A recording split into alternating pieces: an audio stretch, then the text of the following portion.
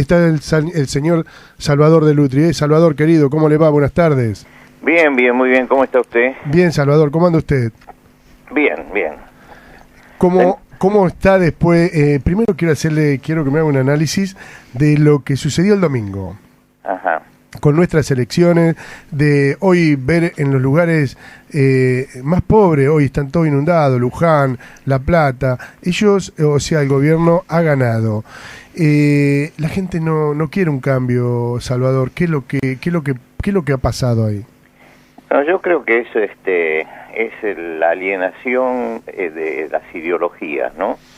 Es decir, no entender bien qué es lo que mejora, lo que puede mejorar la vida. Yo veía hoy todos esos lugares inundados y sin embargo van a votar por el gobierno. Bueno, perfecto, van a seguir siendo inundados, ¿no? Porque sale más barato el asistencialismo que la solución de los problemas. Entonces se manda ahora un poco de asistencialismo y el asunto sigue adelante. Uh-huh. Y lo que vivimos el domingo pasado fue una fantochada realmente, ¿no? Porque no hace falta tener estas pasos. Cada partido tiene que elegir internamente sus candidatos y no obligar a toda la gente, ¿no?, a que vaya y elija. Si quieren hacer las pasos con asistencia de la gente, tendrían que ir los que voluntariamente quieren ir y votar por alguien. Yo tenía que viajar a Uruguay y viajé igual a Uruguay, porque me parece totalmente un movimiento político que no tiene sentido esto de las PASO, sí, realmente. Sí.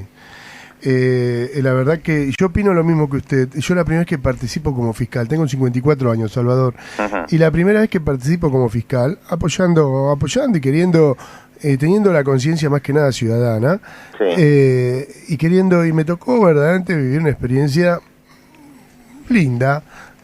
¿Por qué? Porque lo hice con el corazón, lo hice a través de los ojos de Dios. Dije, claro, tratar de que haya paz, en los lugares donde había escaramuzas, así, poner paz, y tratar de llegar hasta las 10, 11, 12 de la noche, como llegamos, tranquilo, en paz. Y así fue. Así que, satisfecho, una experiencia muy linda. Sí. No sé usted si ha participado en algún momento. Sí, yo vengo participando con la edad que tengo, ya he pasado por bastantes elecciones, ¿no? ¿Pero ha participado así como fiscal, fiscalizando? No he participado en las mesas. La que ha participado siempre ha sido mi esposa. Ajá. Sí. Ustedes saben, le comento a la audiencia, Salvador Delutri es pastor evangélico, ¿sí? Y es un hermano en la fe, es un cristiano igual que nosotros, todos somos cristianos, todos amamos a Jesucristo, adoramos al único Dios, ¿sí? Salvador, el sábado hablábamos un poco de la pornografía, no pude bajar el programa de usted, no lo pude escuchar. Y una lástima, lo intenté hasta hoy a la mañana, pero bueno, yo no soy muy ducho con el tema, y bueno, pero quería hablar con usted este tema que es tan importante que no se habla, que es el tema pornografía. Sí. ¿Por qué lo quiero hablar con usted? Porque me llegó a mí un correo en el cual me dice que el matrimonio se fue destruyendo porque el marido era adicto a la pornografía, y que empezó con una pavada y terminó, destrozado ese matrimonio. No está bien ver eso, ¿no? Bueno, por supuesto que no está bien, porque la pornografía es inmemorial, ¿no? No es una novedad de este siglo. Ya cuando los arqueólogos entraron a la ciudad de Éfeso, tenían que cubrir los frisos de las paredes para que no se pervirtieran los ayudantes, ¿no? Uh-huh. Y era eso, la pornografía era algo público en el mundo pagano. Y una de las causas del debilitamiento de las culturas esas se debía justamente a este desorden en la sexualidad. Ahora, la palabra pornografía deriva de dos palabras griegas. La palabra grafía, que es escritura, y porneia, que es prostitución. Es la manifestación gráfica de la prostitución. ¿Y cuál es el problema de la pornografía? Que la pornografía reduce a la persona a lo corporal únicamente. nos olvidamos del individuo, pero nos centramos únicamente en el cuerpo, y el cuerpo se convierte en un objeto anónimo del cual nosotros podemos abusar. Y entonces eso se exhibe, ¿no? La pornografía es alguien que está mirando ese acto sexual como un tercero. Es el tercero que mira. Se necesita que esté mirando para que estemos frente a un acto pornográfico, ¿no? La pornografía es eso, es el tercero que está mirando la sexualidad ajena. Y se ha hecho una industria con todo esto. Sí. Y una industria de fácil acceso, de facilísimo acceso. Cualquier persona que tiene internet sabe que hay más de 6 millones que mueve millones, además. ¿Cómo? Que mueve muchísimo dinero a nivel mundial. Muchísimo dinero. La pornografía mueve muchísimo dinero. Ahora, se puede acceder gratuitamente a internet a la pornografía, gratuitamente. Lo que pasa es que se crea, es como la droga. Primero se regala y después se forma la adicción. Y la adicción va necesitando cada vez más, ¿no? Y entonces aparecen cada vez más las perversiones, y las perversiones van minando la templanza del individuo, la moral del individuo, y va destruyendo a la persona. Ahora, es interesante cómo se ha ido filtrando en el mundo occidental la pornografía, ¿no? Es decir, cómo se ha ido filtrando, siempre clandestinamente estuvo, ¿no? Pero cómo la hemos ido legitimando la pornografía. Fíjense ustedes, por ejemplo, que una de las revistas famosas del pasado y también del presente es la revista Playboy, ¿no? De Hugo Hefner. Él sostiene, el axioma que él sostiene es que el placer no necesita justificación, ¿no? Y eso es un axioma perverso, ¿no? Que el placer no necesita justificación. Si usted va a vivir el placer, no necesita justificarlo con el amor ni con nada de esto. Y entonces edita una revista Playboy. Ahora, esta revista Playboy traía una cantidad de reportajes muy interesantes por gente muy culta y por intelectuales. Y a la vez traía la pornografía más baja. Ahora, esa unión de una cosa con la otra empezó a ser la forma de legitimar la pornografía, porque de pronto hay un reportaje a un escritor como Truman Capote o como Norman Mailer o cualquiera de estos grandes escritores, incluso premios Nobel, y al lado tiene la pornografía. Entonces la gente dice, lo compro porque los reportajes son muy buenos, pero realmente estaba comprando también la pornografía. Claro. ¿No? Es decir, introdujeron el asunto en la forma más perversa, que es mezclando el conocimiento y la cultura con la decadencia. Y sin darse cuenta, esos intelectuales, esas personas entrevistadas, legitimaban con lo que decían todo el contenido de la revista, ¿no? Ahora, después editaron un libro con todas las entrevistas aparte, ¿no? Todas las entrevistas que se hacía a los intelectuales. Y el libro era un libro interesantísimo. Pero la primera presentación que se hacía era a través de la revista Playboy. Y mucha gente decía, no, yo compro Playboy por los reportajes que trae. Mentira, no se compraba por los reportajes, se compraba justamente por lo que la revista exhibía, ¿no? Sí, sí. Ahora, la parte más vulnerable de la sociedad en este momento son los jóvenes y los niños. Claro. Y la pornografía produce un material que no tiene en cuenta que llega al alcance de todo eso, y tampoco tienen en cuenta las autoridades, y la pornografía envilece la sexualidad. La sexualidad es una creación de Dios. Dios creó el sexo, no lo creamos nosotros. Sí, sí. Y el sexo lo creó para que sea usado dentro de ciertas normas que son las normas éticas y morales. Cuando el sexo se lo saca del contexto en que fue creado, que es el contexto donde en la parte sexual convergen la parte no solamente física, sino también la parte emocional, la parte espiritual. Nosotros tenemos una ética sexual, no tenemos una ética estomacal, por ejemplo, ¿no? No tenemos una ética coronaria. Tenemos una ética sexual, porque el sexo tiene que ver con toda la persona, no es solamente la genitalidad. Entonces la sexualidad inunda a toda la persona. Ellos extraen la genitalidad únicamente y la exhiben para que otro la vea. Y esa es la forma más perversa de destruir la ética, la moral del individuo. ¿Se trata como una enfermedad o es un estilo de vida? Bueno, el problema, siempre ha habido ese problema, ¿no es cierto? Llega un momento, vamos a hablar en términos cristianos. Sí, sí. Llega un momento que el pecado se transforma después finalmente en una enfermedad. Es decir, termina por afectar el equilibrio físico de la persona. Entonces, no es que es una enfermedad, porque nadie contrae el virus de la pornografía, por así decirlo. Entra como un pecado, como entra también la droga, como un pecado, y termina minando al individuo y se transforma. El adicto ya llega a ser un enfermo, porque es una persona que no es dueña de sus propias acciones. Y la pornografía produce el mismo tipo de adicción. Es decir, hay adictos a la pornografía, ¿no? Sí, sí. Gente que no puede vivir si no tiene pornografía delante, que tiene que pasar 2 o 3 horas. Ahora, yo he visto algunos casos donde el hecho de, desde muy jóvenes, entrar en la pornografía ha traído después consecuencias funestas cuando quieren normalizar su vida y cuando quieren tener vida matrimonial. Porque han pervertido la mente y han pervertido su espíritu y han pervertido su alma. Y entonces llegan al matrimonio y no pueden tener un matrimonio sano, un matrimonio correcto, un matrimonio dentro de las leyes de Dios. Lo que quiere decir que estamos frente a un veneno que está al alcance de todos.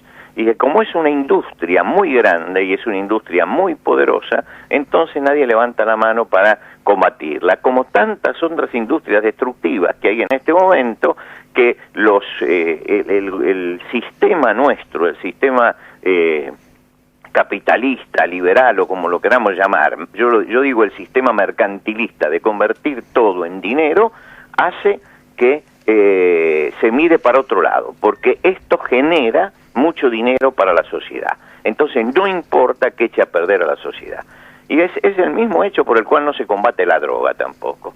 Porque no nos engañemos, en nuestro país nadie combate la droga en serio, ¿no? Y así tampoco se combate la pornografía. Es un toque nada más que a veces quieren decir estoy combatiendo y enganchan 2 o 3 chicos o 10 kilos o 20 kilos donde entraron toneladas, ¿no? Sí, entran en las villas y entonces agarran a esa pobre gente que está vendiendo algunos ravioles porque tiene que sobrevivir y tiene que comer, pero nunca los narcotraficantes están tras las rejas. Nunca los grandes capitales que se mueven están tras las rejas. ¿Y sabe por qué no están tras las rejas? Porque hay complicidad de la política y hay complicidad de la fuerza de seguridad. Si no hubiera complicidad de la política y la fuerza de seguridad, no hubiera entrado a nuestro país la droga como ha entrado. Estoy con María Alejandra, ella me acompaña, y con un chico que recién se recibió de periodista, Esteban, tiene 25 años. María Alejandra. Salvador, buenas tardes. Buenas tardes, María Alejandra.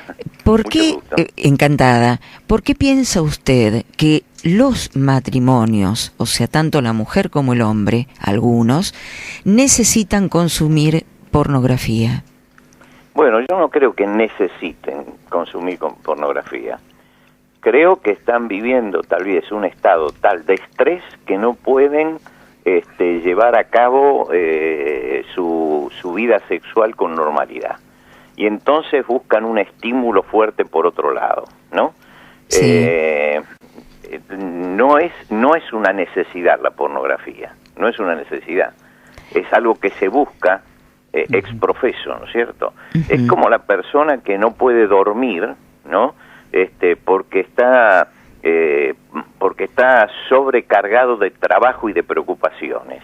Y en vez de organizar su trabajo para dejar las preocupaciones y organizar su vida en una forma diferente, toma pastillas. Bueno, hay gente que le pasa exactamente lo mismo. Y entonces, para activar la vida sexual, o porque están esperando de la sexualidad algo que sea tan maravilloso, que supere la angustia existencial que tienen, entonces esa angustia existencial la canalizan mirando pornografía y después tratando de llevar al matrimonio todo lo que han visto. Esteban. Hola, ¿cómo le va? Lo saluda. ¿Qué tal? Usted lo nombró que tiene un formato de virus, la pornografía. ¿Cuál cree que es el método para combatirla, por un lado, y cuáles son las tendencias históricas a nivel mundial y a nivel Argentina en consumo de pornografía, si conoce las cifras? Bueno, mire, en Argentina yo estuve en Europa, y en Europa los centros de pornografía en muchos países como Holanda están circunscriptos a ciertos lugares, ¿no? Y entonces hay que ir a verlas allí, pero son países extremadamente liberales con esto. Los países musulmanes tienen más control sobre esto, ¿no? No obstante, no puede evitarse que esto siga creciendo. Yo creo que acá tendría que haber un control mucho más fuerte en Internet, ¿no? No puede ser que entren todos los contenidos, buenos o malos, a la casa. Hay que tener en cuenta que hay instrumentos y medios de comunicación que al entrar al hogar no se tienen que tener un control. Alguno me tildará de que quiero censurar. Sí, yo quiero censurar lo que entra a mi hogar, porque en mi hogar estoy yo, pero están mis nietos también, estaban mis hijos cuando eran chicos, y entonces allí yo creo que hay que tener un control en la televisión, creo que hay que tener un control en todo esto, y que el que quiera ver pornografía, entonces que haya centros donde vayan a ver pornografía, y el que quiere ser inmundo, que siga siendo, como dice Apocalipsis, siga siendo inmundo todavía, ¿no? Pero libremos a la gente de esto. Por otro lado, creo que hay que hacer una política de enseñanza, de educación importante, y resulta que nosotros no tenemos educadores importantes en la escuela pública y en la escuela privada, porque muchos de esos educadores que tendrían que enseñar moral, ellos mismos no son morales. Es decir, tenemos una decadencia también dentro de la educación, pero no es solamente la educación porque los chicos aprenden cada vez menos, sino también porque el plantel de educadores ha perdido totalmente jerarquía.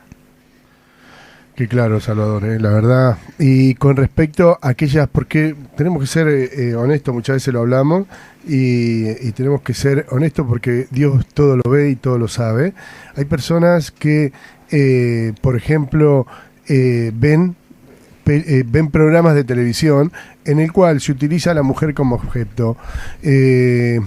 Ejemplo, este programa nuevo que hay, Gran Hermano, Tinelli, bueno, ¿qué es lo que sucede con eso? De tanto consumismo que uno tiene, a veces es poco para ciertas personas, pues tengo amigos que me dicen, no, pero no es tanto, no es para tanto, no es para tanto. Es como aquel que dice, mira, yo me fumo un porrito y no pasa nada. Sí, vos, por ahí porque tenés cultura, pero por ahí aquel que no tiene cultura, entró fumándose un porrito y termina, pobre chico, termina tomando o chupando paco y no sabe dónde termina el día de mañana. Y esto es lo mismo. Hay chicos que empiezan por ahí mirando una pavada de eso y terminan, como usted bien dice, nietos o hijos terminan viendo y terminan haciendo cualquier cosa, ¿no? Sí. Bueno, yo creo que esta es una de las formas hipócritas que tiene de manejarse nuestra sociedad. Yo vengo diciendo desde hace mucho tiempo que en el programa de Tinelli se denigra a la mujer. Y se la denigraba, no sé si en este momento lo hacen, pero se la denigraba muchísimo, porque le cortaban la pollera, la colgaban y todo esto, ¿no? Y en ese momento yo escribí sobre ese asunto, diciendo que era una denigración de la mujer. ¿Dónde estaban las entidades feministas? ¿Dónde estaban todas esas entidades que cacarean tanto frente a ciertas cosas y cuando tienen que hablar en serio no hablan? Este es el problema de la hipocresía que estamos viviendo. Pero en el caso de los programas de televisión ocurre que los multan, pero la multa es insignificante para los grandes programas como Marcelo Tinelli. Por supuesto. El tema es más que nada cultural y de consumo masivo, porque recordemos que el programa de Tinelli es uno de los programas más vistos en la televisión. Tiene 25 puntos de rating. Eso tiene que ver con un gran público que lo sigue, que no le interesa si a la mujer la cosifican, si la deterioran, si la toman como un objeto. En consecuencia, ¿qué entidades hay de defensa a la mujer que esté levantando la voz seriamente contra esto? Yo te hago otra pregunta al revés. ¿Esas entidades son escuchadas? ¿Se las bueno, pero reproduce? Por lo menos, sí. Yo aunque no sea escuchado, levanto la voz. Exacto, claro. Levanto la voz. Aunque no sea escuchado, no importa. Y por otro lado, si el gobierno quiere defender los derechos humanos y se habla tanto de los derechos humanos de la mujer y todo esto, lo que tiene que hacer es levantar esas multas, hacer que realmente, yo creo que en vez de hacer multas, como están haciendo, yo diría, mire, cuando aparece esto, 48 horas tienen que pasar el programa sin publicidad. El bolsillo. Claro. Esa es la forma de hacer. Sí, sí. Y eso es lo que se hace en otros países. Cuando nada duele, lo único que duele es el bolsillo. Sin publicidad. Y cuando el canal sigue con eso, le dicen al canal, la sanción es 2 días en todo el canal sin publicidad. Y entonces eso empieza a poner las cosas en orden. No puede ser. En los horarios, incluso de la tarde, se ven cosas que son abiertamente obscenas. Y yo no soy ningún mojigato, pero hay cosas que me molestan verla con mi esposa. Me molesta que lo estén pasando mientras que yo estoy mirando un noticiero y de repente cortan y aparece una publicidad que me molesta.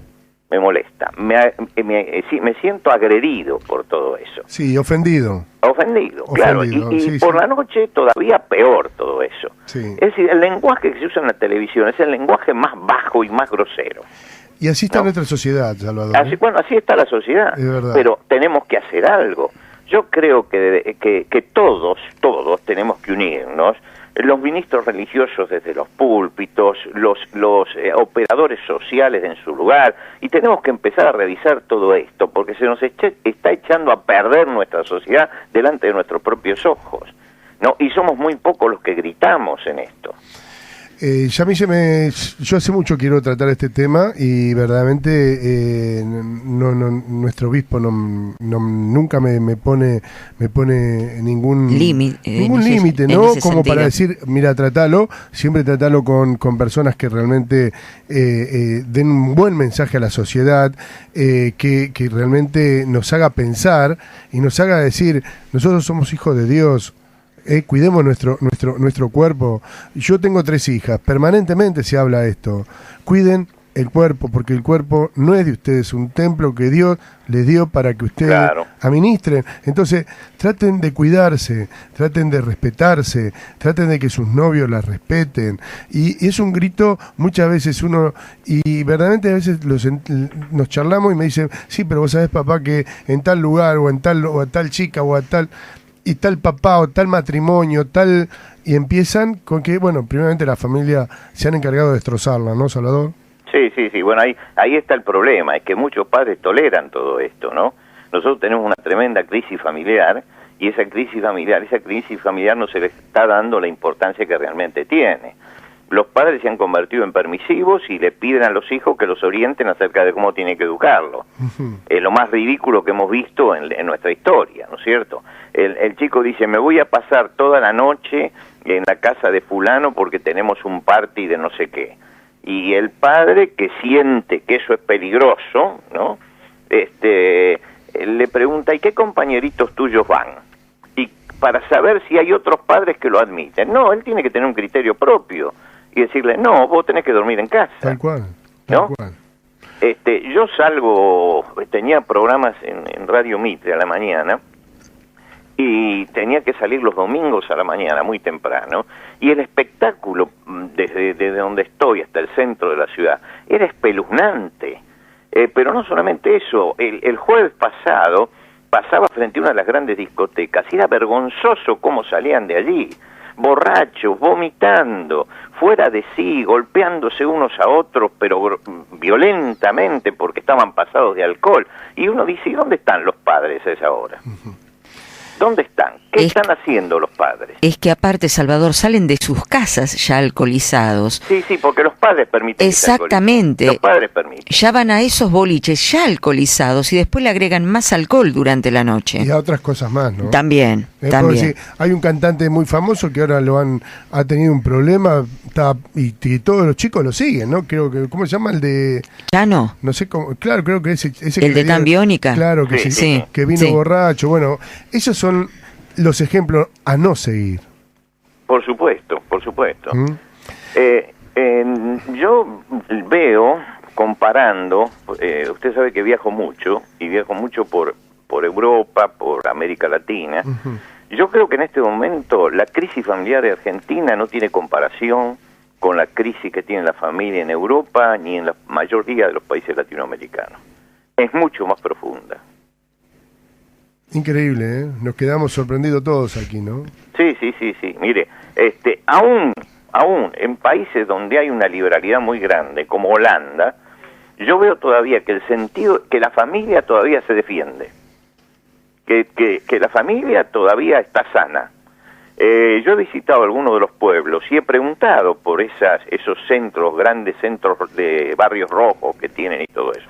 Y ellos dicen, no, eso es para el turismo, eso no es para nosotros estamos en otra cosa. Y se lo dice la familia. Qué bárbaro, ¿no? Lo que quiere decir que se están defendiendo. Y sin embargo nosotros acá los padres apoyan el alcoholismo de los hijos, ¿no? Y no se dan cuenta de lo que está pasando. Bueno, yo he visto, gracias a Dios, algunos grupos de médicos comprometidos que están citando a escuelas y todo esto para ilustrar a los padres acerca del efecto del alcohol. Y no solamente del efecto del alcohol a largo plazo, sino del efecto de una noche de alcohol. Muchachos, por ejemplo, que estudiaban ingeniería, que estaban por recibirse, un caso concreto, y una noche de alcohol salió fuera de sí del lugar donde estaba, se colgó de un camión de basurero, terminó cayéndose y terminó cuadripléjico. Ay, por favor. Entonces dice, es una noche de alcohol, y los médicos explicaban muy bien, eran médicos del FLENI, explicaban muy bien que no era el asunto solamente de que sean alcohólicos, que una noche de alcohol puede producir un desastre para toda la vida. Sí. Y creo que esto es lo que hay que difundir. Fíjense que el cerebro humano recién alcanza su madurez a los 24 o 25 años. Quiere decir que en pleno crecimiento y en plena maduración le están tirando alcohol adentro. Salvador, la verdad que nos dimos un lujo de charlar un rato con usted, ¿eh? La verdad que nos dejó una enseñanza muy grande. Le mando un abrazo. Empezamos con la pornografía y nos hemos dispersado por mucho. Pero está bien, en definitiva hemos hablado de la familia, que es lo que más importa, ¿no? Sí. Porque si la familia está bien, de ahí para abajo puede estar todo más que bien. Sí. Y creo que tenemos que empezar, el tejido social empieza en la familia, ¿no? Tenemos que empezar a reforzar la familia. Y tenemos que hacer grandes movimientos para reforzar la familia, porque no podemos esperar en nuestro país y en muchos países latinoamericanos que el asunto venga de arriba hacia abajo. Hay que empezar de abajo hacia arriba. ¿Me explico? Perfecto. Si no empezamos de abajo hacia arriba no hay ninguna responsabilidad, ni hay ningún compromiso por salvar a la familia, ni tampoco ningún compromiso por el futuro. Nosotros estamos viviendo en el presentismo y lo vemos con la calidad de políticos que tenemos. Lo único que buscan es enriquecerse en el poder, pero después no tenemos un proyecto de país para de acá a 15 años, por ejemplo. Nadie sabe dónde queremos estar. Y es corto, 15 años, ¿no? Tenemos que tener proyecto a 50 años, ¿sí? Sí, usted va a Estados Unidos, ¿no? Que yo no soy ningún admirador de los Estados Unidos, pero hay cosas que realmente son ejemplares. Ellos saben dónde quieren estar dentro de 50 años. Y entonces se dirigen hacia ese futuro. Nosotros no sabemos dónde queremos estar. No sabemos dónde queremos estar el año que viene. Exactamente. ¿No? Al mes y que cada viene, uno que llega al poder llega con el síndrome de Adán. Tiene que crear todo de vuelta. Es verdad. ¿No? Entonces eso es terrible. Y por otro lado, fíjese, discúlpeme. No. Usted me corta cuando... No, dele que charlar con usted es un placer, ¿eh? Mire, fíjese una cosa. Hace un año yo empecé a escribir y saqué algunas notas en algunas cartas en La Nación hablando de eso, de que era necesario hacer una CONADEP de la corrupción. Es decir, acá hay que castigar la corrupción, porque si no se castiga la corrupción sigue. En aquel momento hubo políticos que tomaron esa idea y que se hablaba de una CONADEP de la corrupción. Es decir, un tribunal hecho por gente... el tema es quién investiga, ¿no? Claro, sí. Y bueno, tendríamos que buscar la gente para está que limpio. Eso. ¿Hola? ¿Quién está limpio, digo, no? Sí. Bueno, tenemos hombres todavía tiene probos, que haber hombres probos, claro que sí. Sí, todavía tenemos. Entonces dije, bueno, hagamos una CONADEP de este tipo. Inmediatamente hubo 3 o 4 políticos que empezaron a hablar de la CONADEP, de la corrupción. En este último tiempo no han hablado ya más de la corrupción. ¿Por qué? Porque hoy por mí, mañana por ti, ¿no? Claro, totalmente. ¿Sí? Entonces tenemos que cubrirnos. Entonces hablemos de otra cosa, pero no hablemos de la corrupción. ¿Por qué? Porque ya nos estamos preparando para irnos y que no pase nada con nosotros. Y entonces tenemos ese maldito asunto de los fueros, ¿no? Que le hemos dado un alcance que no se le da a ninguna parte en el mundo, porque en cualquier parte del mundo el que tiene fueros es porque es parlamentario, y los fueros alcanzan a lo que dice dentro del Parlamento, nada más. Acá no, acá se transforman en intocables. Entonces no puede ser que acá tengamos personas intocables. Todos tenemos que responder ante la ley, y todos tenemos que responder ante la justicia. Y entonces acá, mientras que sigamos teniendo gente con fueros, intocable, que está procesada, pero que sin embargo no se la puede tocar, entonces la corrupción va a seguir creciendo. Y entonces vamos a hacer algo que decía un amigo, ¿no? Dicen que hay un juego yo no conozco juego de cartas, pero me decía, hay un juego de cartas, dice, que define a los políticos argentinos. El chinchón. Mientras que yo robo, el otro espera. El chinchón. Salvador, un abrazo grande, Dios lo bendiga, señor. Gracias, muchas gracias por este tiempo, y que Dios los bendiga también a ustedes. Amén. Y esperemos un futuro, luchemos por un futuro mejor. Que así sea, amén. Salvador, gracias. Hemos hablado con el pastor Salvador de Lutri.